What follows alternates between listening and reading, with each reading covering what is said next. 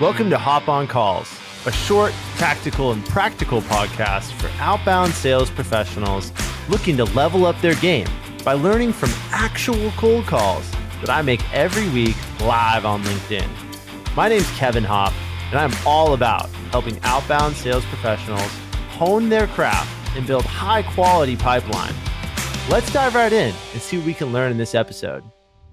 One of my BDRs, if you're listening, Celeste, this is for you. She was actually a graphic designer, and I've known her since she was like really young. She's high energy, she's contagious. And it's this person that I always knew that would be good at sales. And guess what? She's right now like the GOAT of the team. She's like awesome at what she does. And she was willing to be coached. She's 26 years old. And she never knew she had a career or a possibility in sales. And we coached her and we've helped her, and she's awesome at what she does. So I think potential is one of the biggest things when you're looking for BDRs.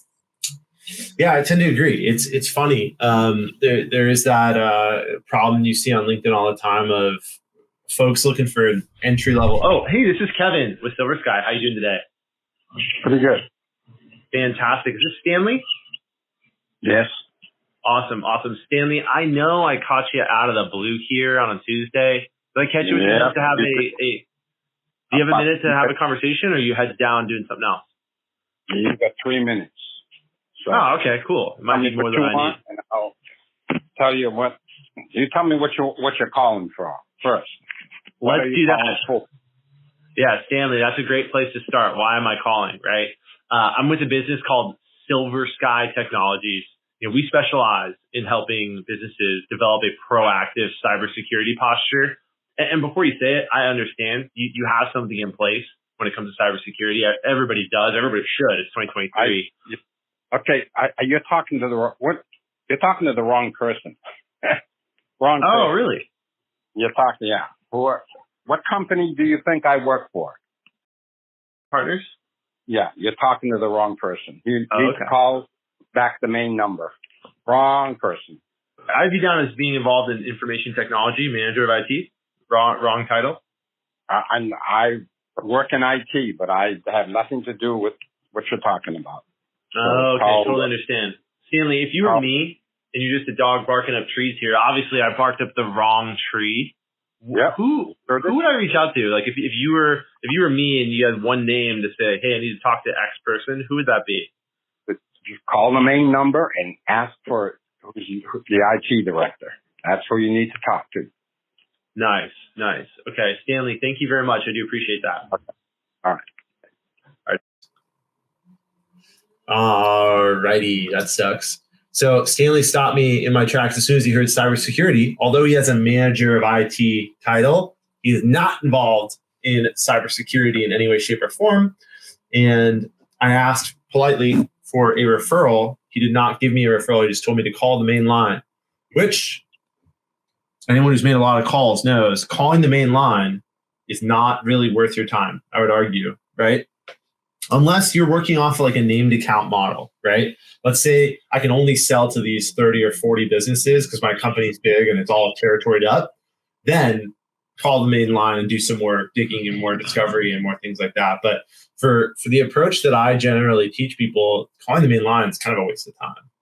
That's just me. So that last call, Stanley told me to call the main line and ask for the person in charge of cyber. But I heard your opener. My internet was still working, and I love that because I just heard that you told him, oh, that's actually more than what I need. So that was actually like a good opener. I love that open.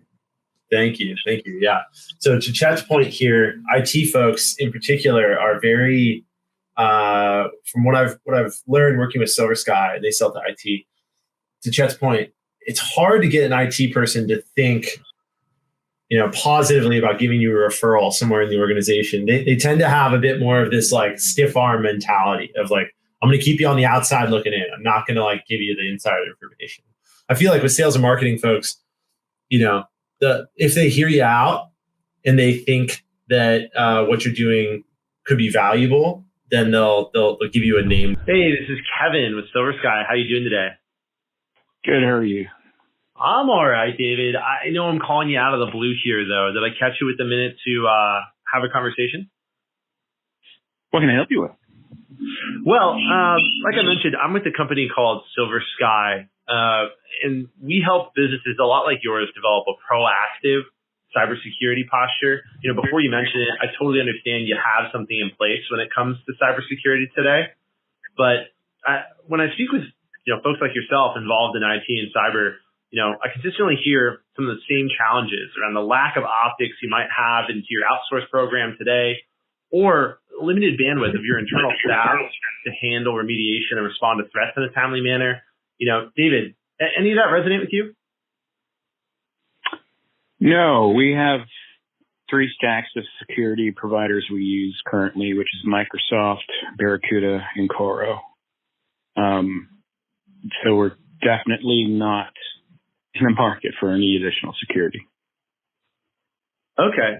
That makes a lot of sense. That last provider, Coro, I was not familiar with. Is that an outsourced provider, or you guys are managing this stack completely internally?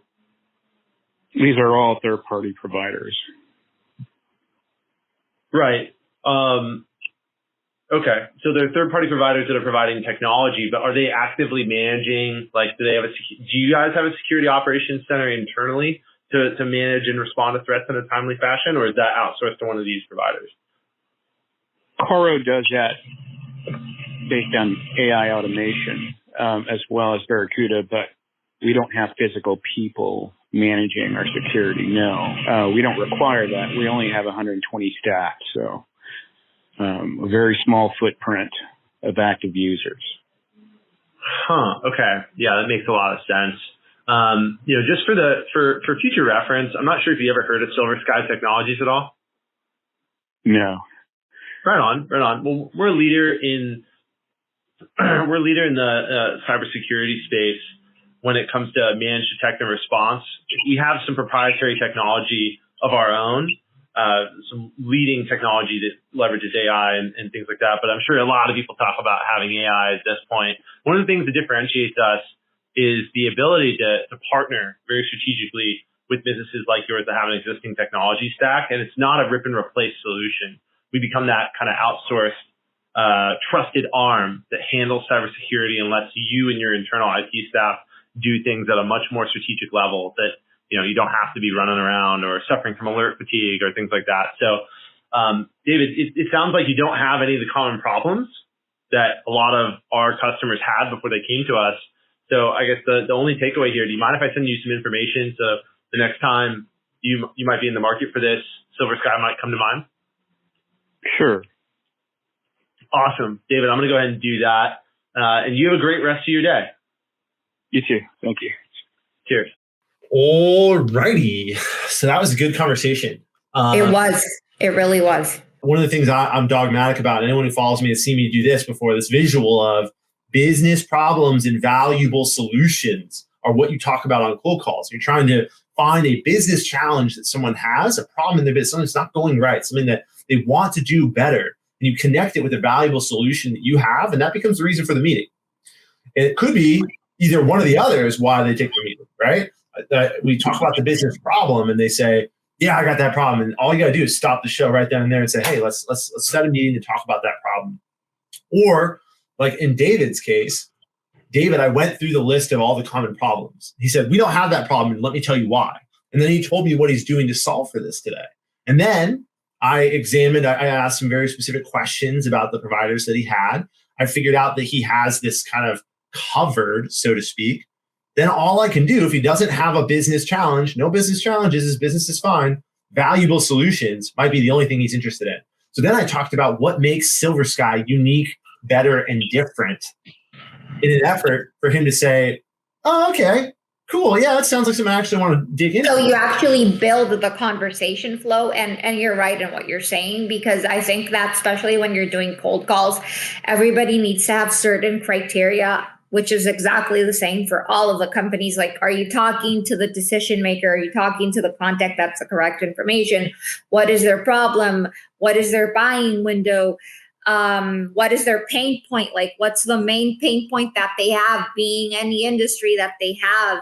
How is your solution going to help them solve their problem?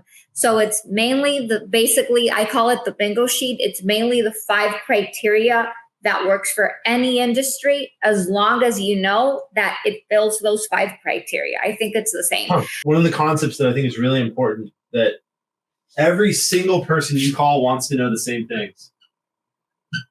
Every single person you call wants to know the exact same things. And that is, who are you and why are you calling?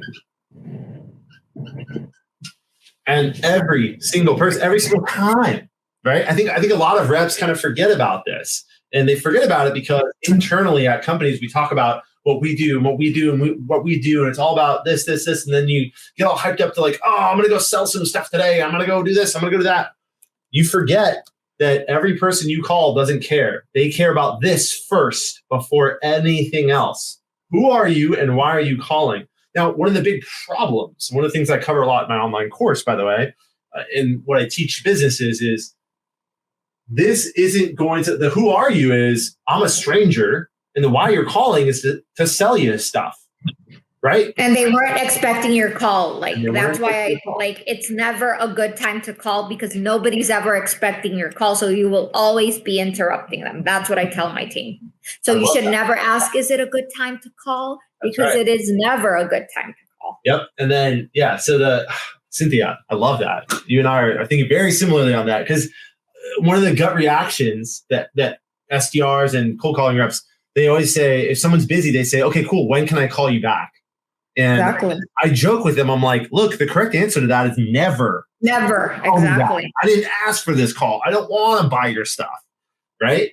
And you should never apologize. Like, oh, I'm sorry, I'm bothering you. Like, no, they already have you on the phone. It's an unsolicited call. So make the most out of those 10 seconds or whatever you have. I could not agree more, Cynthia. We were very aligned with that. Love that. Hey, this is Kevin with Silver Sky. How you doing today? Doing well. Who is this? Yeah, my name's Kevin. I'm actually with a company called Silver Sky Technologies. Scott, I know I'm a bit of an interruption here. Did I catch you with a minute to have a cool conversation? Sure. Okay, fantastic. I can sense that you're hesitant. I'll get right to the point, right? So I'm with a business called Silver Sky. We help businesses similar to yours develop a proactive cybersecurity posture. And before you say it, I totally understand you have a cybersecurity plan in place. But the reason I'm reaching out, I hear folks with IT titles, manager, director IT titles, they have consistent challenges, either around the lack of optics into their outsourced program or limited bandwidth if they're running cybersecurity internally. Like their staff just doesn't have enough hands to deal with and respond to threats in a timely manner. Any of this resonate with you, Scott? So I actually am in a different position. So I really have no say in a lot of the cybersecurity items. So yeah. Right on. I know. With my position over at Real Pros, it's changed so many different times. Okay. So I'm actually working on something else. But if you do need a contact number, I believe you can contact the company's main line and ask for Matt. He's a cybersecurity person to basically talk to on that. Okay. Cool. So I should call and ask for him. Quick question for you here, Scott. Do you mind when I give Matthew a call, do you mind if I mention that we had a back and forth chat here, or do you want to keep this like our little secret? It's best if you just don't mention me. I'm actually in a way different position. So okay. I work with Power Apps developing. So yeah, it really has nothing to do with you talking to me. Really has no effect on, decisions made or anything. So. No, totally. Okay, cool. Our little secret it is then, Scott. All right. Sounds good. I'll give him a call. Scott, have a great rest of your day. All right. Thank you. Bye-bye. Oh, there we go. That's a good referral. Really good referral. called this guy. He's got a manager IT title. He said, I'm not the guy, but here's who is, and gave me the first and last name of the right person at this business that deals with cybersecurity. Gold right there. That little Solid nugget is solid gold right there. I'm writing this And down. and what did he say when you told him about let's keep this, or is it a secret? Did he say you could mention his name? He said, don't, because it doesn't matter, is what he said. Now, what's funny, that's one of my favorite lines of all time to use. Me too, because that's actually one of the best way to book meetings. Like so-and-so gave me your number or asked me to call you, and they're like, oh, really? That's right. And getting them, getting the person you're calling to go from you're a stranger to, oh, Bob knows you. Oh, you know Bob. Exactly. It's like it changes the entire thing. It's like you're talking to an old friend now. That's right. And then they get very honest with you and they can open up. So the reason that it's important to ask that, though, and this is like a really important point that I hope people watching take away from this. It's so important to ask that because if you do that without permission, you could like torpedo the whole conversation before it happens. Exactly. Or you can get a nasty email saying, why are you lying to my code? That could be disastrous. Yep. You want to lead with like an ethical approach at all times and don't lie to people. Don't say things that aren't true. So if we know that what we want is to have a warm conversation and the warm conversation comes from that referral, just bring that up. And with that, ending monologue, we are done for the day, Cynthia. Thank you so much for coming on the show today. And let's stay in touch. You too. Thank you so much. Everybody come to Hop on Calls next week. Same time, same place. Yeah. Awesome. Make some live cool calls. Cheers. Bye. And that's all we got for today's episode of Hop on Calls, powered by Kixie. Be sure to tune into the live recordings every Tuesday on LinkedIn. Would love to have your comments, reactions, questions. It's a really good learning environment for anyone that is looking to do outbound sales better. If your organization is actively focusing on this, feel free to reach out to me, Kevin Hopp, on LinkedIn or go to hopconsultinggroup.com. I'll see you next time. Cheers.